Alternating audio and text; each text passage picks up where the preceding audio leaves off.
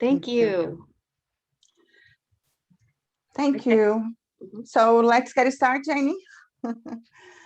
First of all, I would like to thank everyone for attending. Janie and I, we are very happy to be here sharing our study results and what we have done with teachers.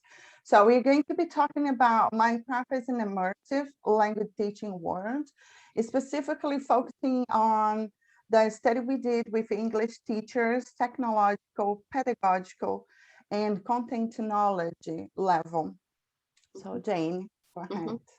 Okay, yeah, thank you for being here. And what we're going to do is we're going to introduce Minecraft in the immersive world, and we're going to talk about the language of gaming, TPACK, that was mentioned earlier in the keynote speech by Betsy. And we're going to talk about how we conducted this study and what teaching pedagogy was introduced to the elementary school English teachers, as well as the results and the lessons plans that they've created, the Minecraft lesson plans and the tech tools that they integrated for their lessons. And in the end, we kind of sum it up with their perceptions of the merits and challenges and affordances of Minecraft as an immersive world for English language learning and teaching. Yeah, so let's start by talking about Minecraft, the game, okay? Also, let's take a look at the definition of what immersive environment is. So immersive environments are digitally mediated learning environments designed to engage users in an artificially created make-believe world. So this is a very important definition and that's what Janie and I have been using to guide our research. Go ahead. And it's related to the mental state of the user. So when we think of the students in this environment, we need to think about the mental state that they go through and being absorbed and engaged with an activity. So from this point on, go ahead. We can think of the types of immersion that occur when they are involved in this environment. For example, the narrative and symbolic one, we have the virtual identities. It's an environment that fosters simulated experiences. It's like they are living the story that are created for them.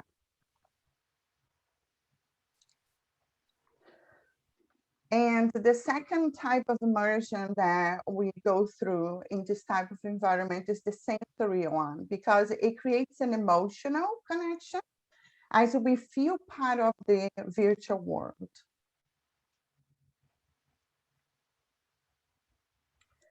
It's also actionable when we create, when this space becomes dynamic, it promotes interaction and also active participation.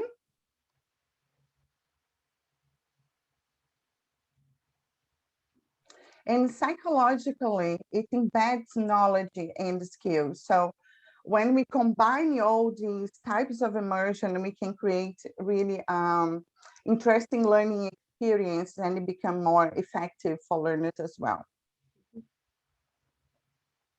Go ahead, Jenny. So Jenny and I defined this spacing. Go back a little bit, Jenny. Yes. Oh, it's going. Okay. Go. Yeah.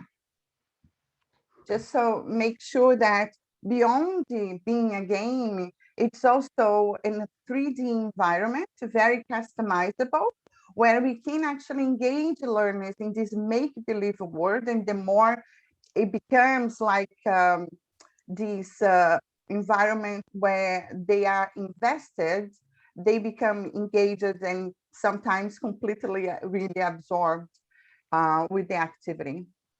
Go ahead. Okay, and I kind of introduced to my students, the English teachers, the language of gaming, and this is what I borrowed from the language triptych for CLIL by Koehler. and adapted it into this within this context. And I reminded them when they're planning for a Minecraft lesson, they could think about the language of gaming, which is the language that is used within the game of Minecraft, including blocks and items or actions that they perform within the game, like smelting, building, creating, crafting and all that. And also the different biomes, there are desert biome, forest biome, oceanic biomes, and the ecosystem within the Minecraft that allows them more a variety of vocabulary for the learners to learn within that context. And the language for gaming is it comprises of the language functions that learners can use when they're interacting with online players and going for the quests or tasks within the game and collaborating or problem solving, the type of language that is involved. And here we're talking about English language teaching for primary school students. And so this language would be very simple. So they could think about the language that they would like to focus on and to help the kids interact within that Minecraft lesson that they wanted their students to learn.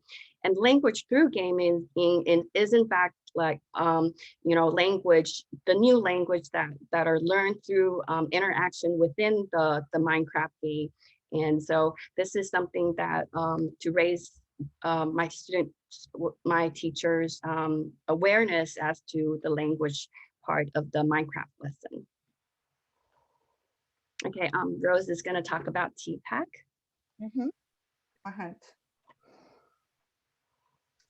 TPACK was the framework that we used to base on our instrument for the survey of the study.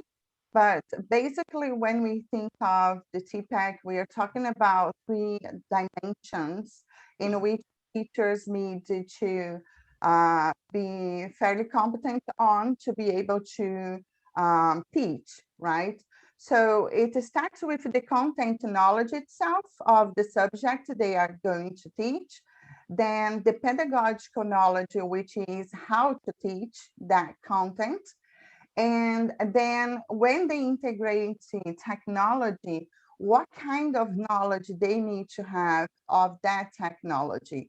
So when we combine these domains, we have then different sets of the competences, and all of these 3 domains together is the technological, pedagogical content and knowledge that we need to have as a whole set of competence. Applying it to Minecraft, when we're talking about the technology, we can actually think of learning about the installation, how to install the game, how to use the controls, the mechanics, everything that pertaining specifically about the technology.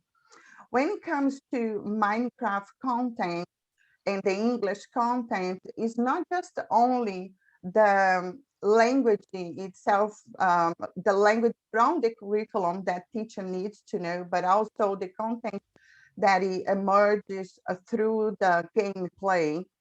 And finally, we also thought of the pedagogical principles and the decisions that teachers need to make when they are in this environment to be able to integrate Minecraft.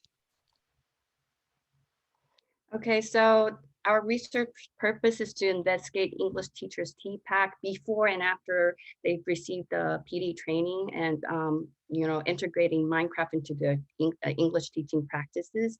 And what we did was we have 29 in-service elementary school English teachers who participated in our study, and they had 16 hours of professional training provided by myself and Rose within 2 months. And we gave them a Minecraft TPACK survey that was adapted and modified based on Bagheri and the TESOL EJ journal, and also a Schmidt 2009 survey, and including a Minecraft aspect to the TPACK survey. And it was a 5-point Likert scale, 7 constructs, and 30 items, and the reliability was a Cronbach Alpha 0.96.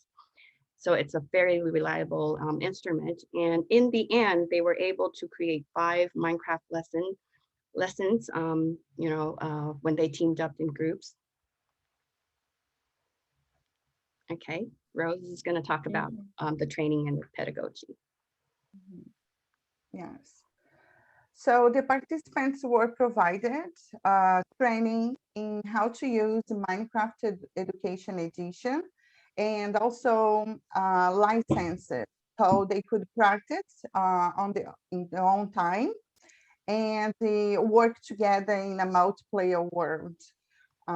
Okay, go ahead. The designing, the lesson design training, we based on task-based learning teaching. So we provided teachers with live sessions, also supporting materials for them to read as a step-by-step how to design. We walk them through workshops to work collaboratively. And basically the lesson design cycle that we used was, first they would go into Minecraft to experiment, to identify what type of Minecraft tasks they could actually come up with, then map out the language. And here it's important to go back to the part where Jane talked about the language for gaming, that she introduced in person to the teachers. And then after that, defining the language learning objective, like what they want to focus on with the students, and the assessment, how they were going to assess learning outcome. Then going to in-game, prepare the task and the area, build, get everything ready for students, and then afterwards create pre-tasks and post-tasks to support the learning in game. At the time of the training, we also had the Facebook group running, and there during the PD, we asked them to reflect continuously about what they were learning and the challenge, also to check how they were actually perceiving that learning process.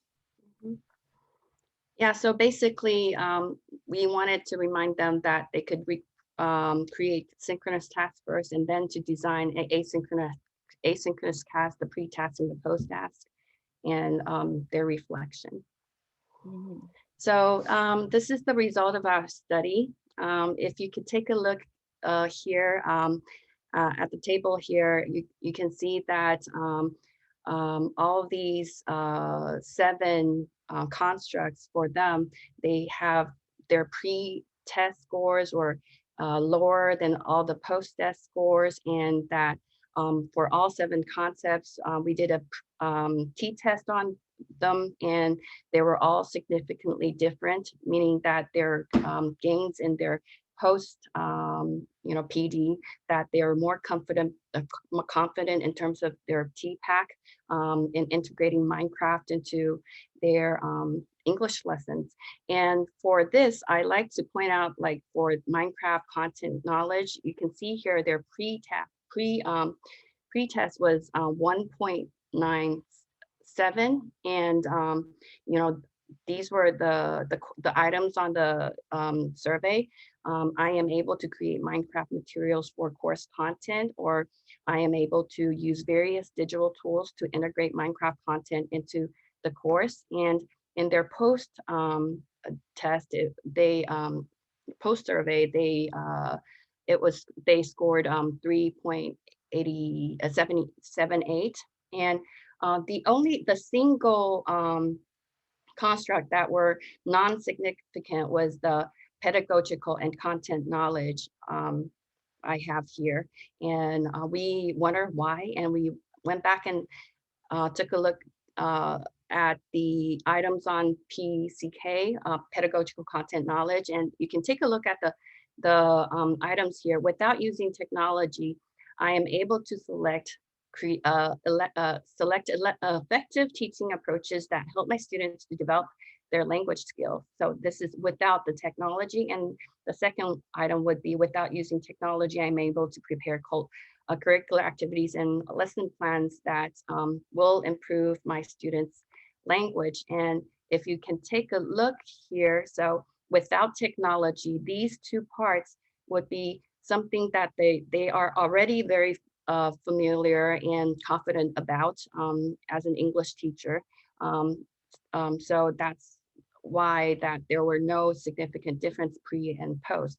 But for things that involve technology, technological knowledge, which is Minecraft, incorporating Minecraft, integrating pedagogy or integrating content wise, there were significant difference pre and post.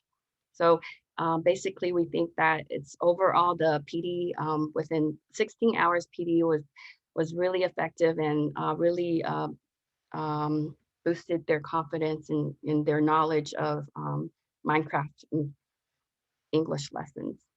So here are some of the lesson plans that they produced, and Rose and I would like to talk about them. As you can see here, this is, so for English teachers, the first thing they come up with, using Minecraft as the virtual environment, they use their textbook based and sentence structures that were introduced in the elementary schools as their objectives of allowing students to practice. So in one of the lessons, it was about where's Lucy, and she is in the living room, and students are introduced living room, bathroom, kitchen, and what they wanted the students to do is to go into the rooms, and you can actually interact with these NPCs and click on them and talk to them, and then find out, do the task within the Minecraft virtual world. Okay, Rose?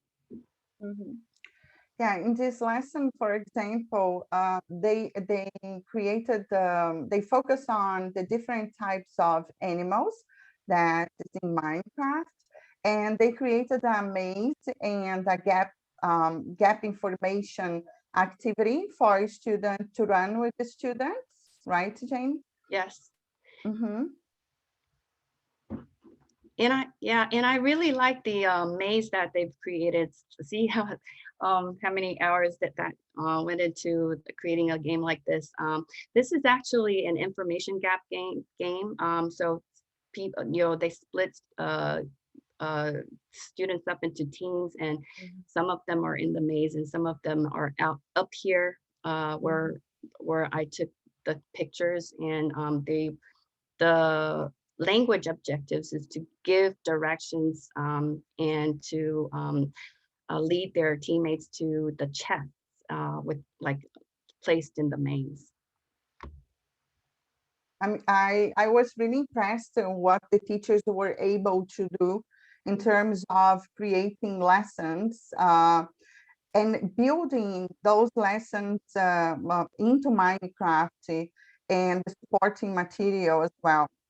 It's really impressive for such a short, with some guidance, teachers can do a lot of things, even though they are still developing their gaming skills. They bring to the process their own pedagogical and content knowledge, and they are able to modify, and they're very creative, especially when they are collaborating with other teachers. Yeah, very impressive. Go ahead, Jane. Okay. And this one of the teams created this castle with a flag, and they set up the scenarios within the castle. They would look at signs in a story, and they need to, go search and complete tasks. And there are buttons set up to answer some questions, and if you didn't if you don't get it right, you will be teleported to somewhere else. And so, yeah, very creative. Okay. So Rose also introduced to the English teachers that what they can do with before they actually ask students to invite students into the Minecraft world. You need to design a pre-task or some type of teaching and preparing the students with the language of gaming and language for gaming. And some of the tools that were used created by the English teachers were Kahoot, Quizlet, Bamboozle, and Nearpod. And if you go on to Kahoot and key in Minecraft animals, there are questions already there that was built in based on Minecraft themes. And Quizlet as well, they would ask the students to go to Quizlet and practice some of the vocabularies. And this Bamboozle, they could set students up into different teams and engage them in the target language, sentence structures, and that. So it doesn't have to be these. I would think it would be best if it's Minecraft picked photos, but for this group they had a regular photo, and I think that's fine as well. Okay. Yes, I would like also to comment to that. Yeah. Teachers can actually integrate anything with Minecraft that they are used to.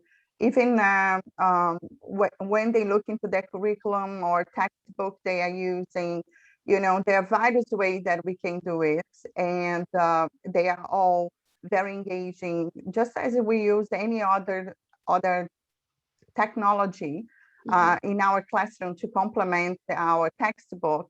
Minecraft can be easily used also to complement, and students love it. Yeah, and also, during this pandemic, everybody's learning from home, and kids love a place to hang out. And if you can set up systematic, structured lessons for the kids, I think they would love to participate. And this is why we're promoting Minecraft for English language learners, especially kids. Yeah. So merits, and these are the teachers' reflections after the PD. And, one of the things was that we found out that these English teachers, students taught them to build in Minecraft, and they were getting help from the students because they were having difficulty at first, getting dizzy, not knowing how to navigate within Minecraft, but their students were there to help, and they thought it was a very motivating tool, and students were even more motivated than the teachers. And so this is one of the things that are really nice for to use Minecraft as a tool for kids, is that your students are more motivated than yourself, and they would be instantly ready for you to teach them in Minecraft. And that's one of the things. It's learner agency, active learning in the immersive world, and there's so much possibilities. Yeah, in fact, it's really a great way to actually collaborate with the students ourselves. That's the experience I've been having myself when using Minecraft. And this is amazing, like how much we can help them with the language, but they can also help us back with the knowledge that they have of Minecraft. And they love, teaching us about it, to be our teacher as well, mentor us. So that's so awesome. Continue. But when we talk about the challenge, sorry, are you going to comment, Jay? No. Oh. No, worried about the time. We're almost running. Yeah, but when we talk about the challenges, we need to take into consideration that it's really time consuming to actually to create those lessons in Minecraft, especially if the teacher is not competent yet, competency in using Minecraft. So we through teachers' feedback and reflections, he is one of them, right? That says that building something in Minecraft is definitely time consuming. The language content is more difficult than the linguistic objectives from an elementary school teacher's perspective. But anyway, I still believe my students like this word and have fun with the maze. So across the feedback from teachers and reflections, we could see that that was one of the biggest challenges for them, you know, how difficult it was to do something by themselves at this point, and how time consuming it was. Okay, so last but not least, the affordances. And right here, from reading one of the teachers' feedback, she said that she tried it out with her special education class, and with students who were diagnosed with slightly intellectually disabled, and she was surprised that they knew Minecraft already, and she was eager to try more of Minecraft for the kids with special needs. And that really was very surprising to me as well. And I see like a lot more possibilities of incorporating Minecraft in English teaching.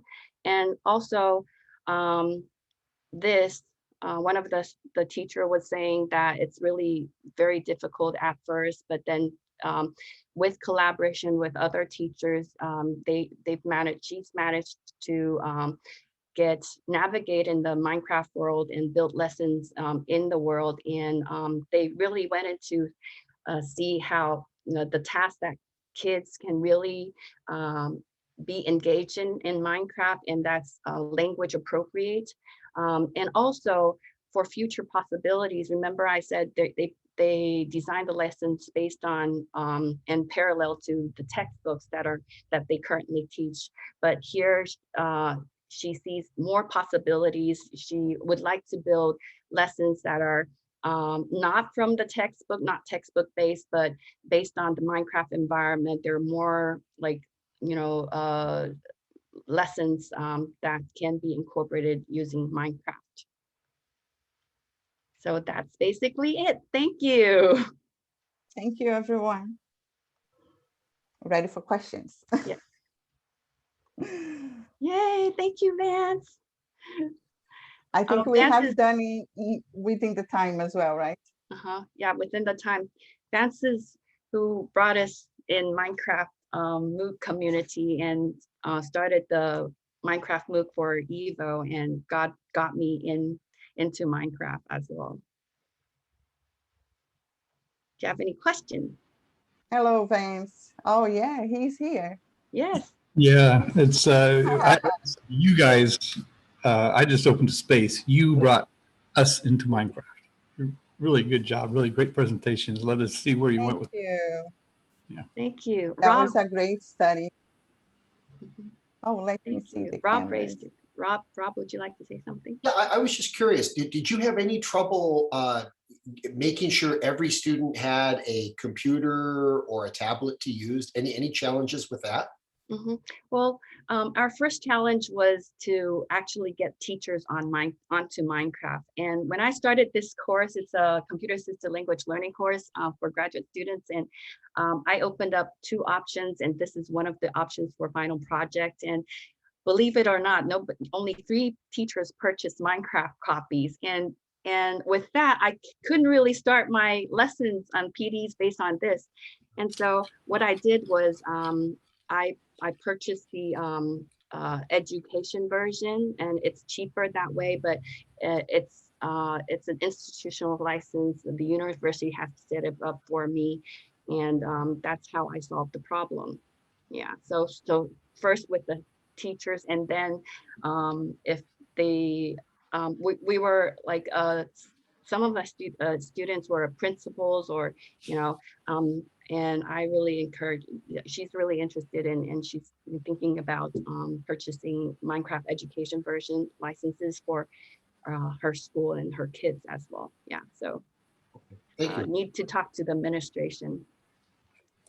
Oh, thank you. Thank you, Rob, for your question. Thank you. Thank you. Okay, I'm afraid we've reached the allotted time. Thank you very much for the presentation, Jane and Rose.